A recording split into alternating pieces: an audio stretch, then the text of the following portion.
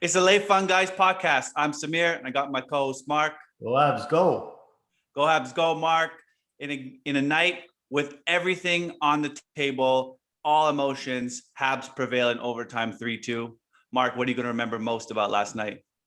Well, it got off to a crazy start with Dominic Ducharme, head coach, testing positive for COVID. He's going to miss the rest of the series. So started on a crazy note there as they return home to the Bell Center. But really, Samir, what we're going to remember most when you look back, I think, the Canadiens win the Stanley Cup. You're going to think 20 years from now, what are we going to remember? Marc-Andre Fleury. Vegas had that game in their bag. 2-1, less than 2 minutes left. They were about to pull carry, and then Fleury just messes up back there. Even Pierre Maguire on the American telecast said how he was so great handling the puck. And then literally a few seconds after that, just messes up. Anderson buries it. They had no life. They were down and out. And this reminds me of, this is going to remind me of Marty McSorley, his stick measurement that changed that series. Same thing here. When Marc-Andre Fleury, back in the World Juniors, tried to clear that puck and it hit the defenseman and went in the net. So this has that potential to be one of those great moments that we'll never forget that. And we saw Vegas in overtime. They were clearly rattled. They were playing great hockey. I think it totally messed us up. Wouldn't surprise me if Fleury's not playing the next game, but what a moment. Fleury's turnover behind the net. I think that's Mark. It was definitely a great game, filled with emotions. We didn't know what was going on for most of the game. All those non-calls against the Habs, all those power plays for Vegas. Don't get me started on that.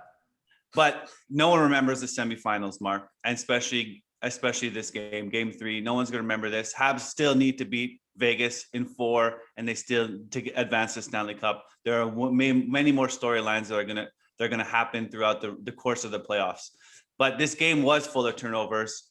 Eric Stahl, huge turnover to set up Roy for that goal, and kind of get Vegas on track. Vegas was dominating the entire game. From the moment the puck drops, they came out to play. They talked about their bad starts, and they got an excellent start.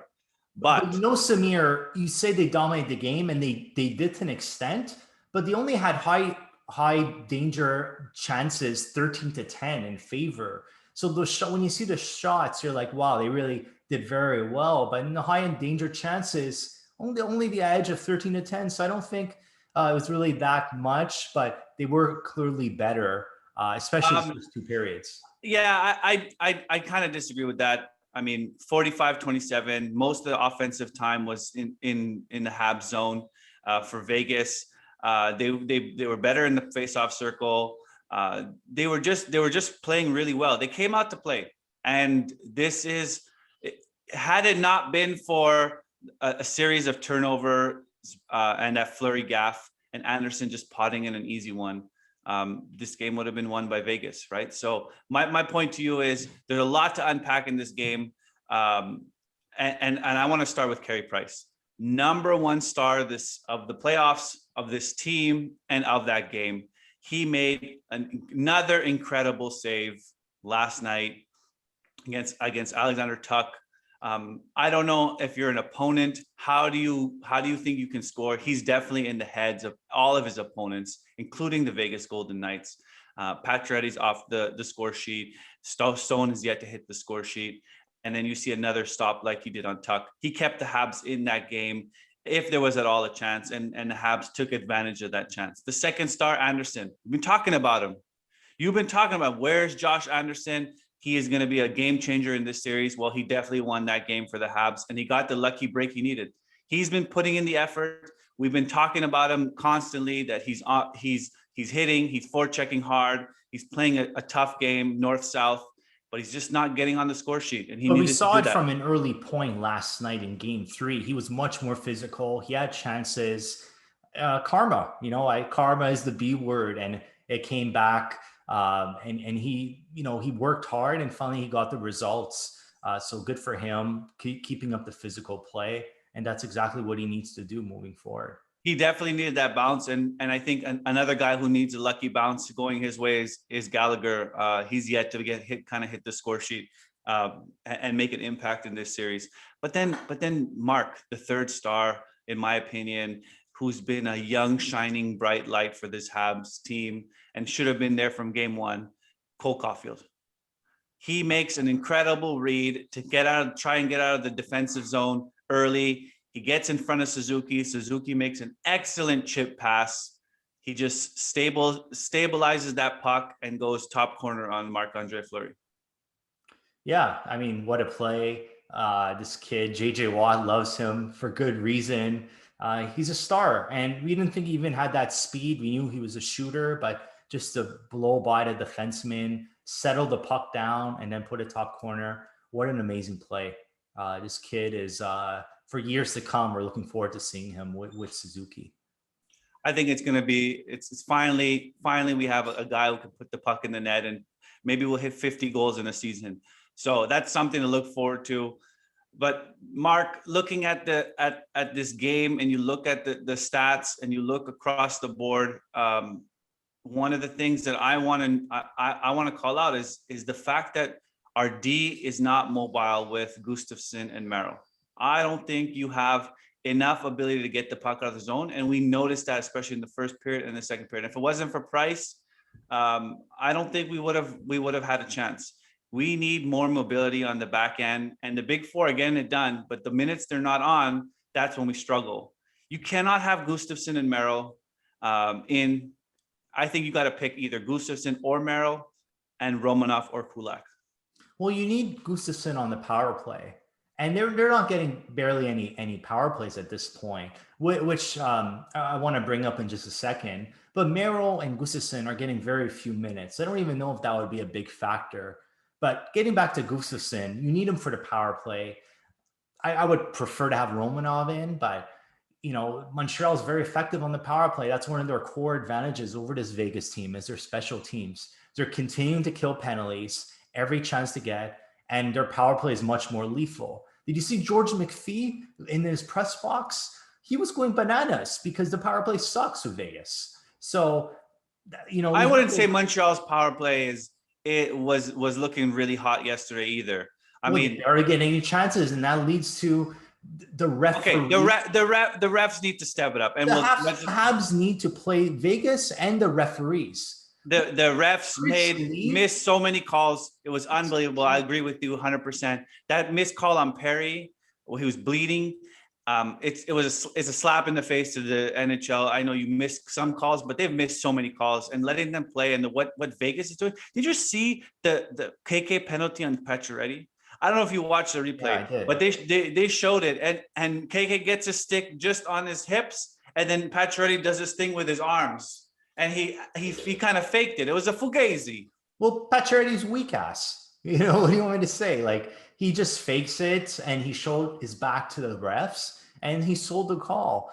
Even you mentioned Tuck. He had another great chance where Price stoned him on that breakaway. Sort of McNabb, who had a good physical game. He nailed it, but he cross-checked. I think it was Anderson to sort of set up that breakaway, which was an illegal cross-check. Should have been called, but I know the fans sort of embellished some where I think Suzuki fell. That was sort of like he dived, and Perry does have a reputation for being, faking calls. But Jesus Christ, he's bleeding. Like, call. Yeah, that's an automatic 4 minutes. Should have been.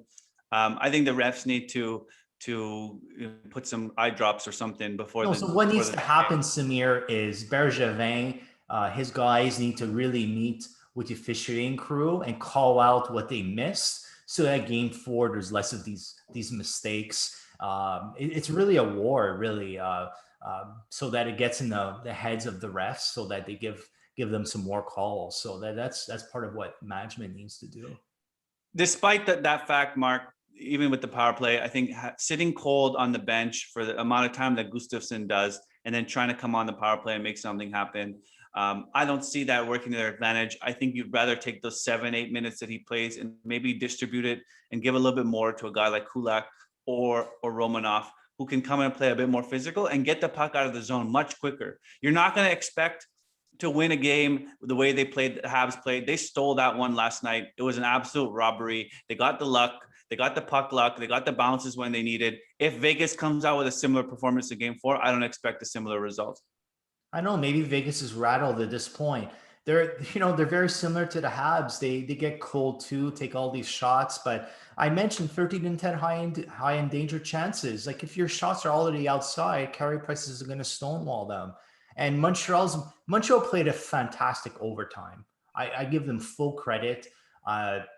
They didn't play the same way.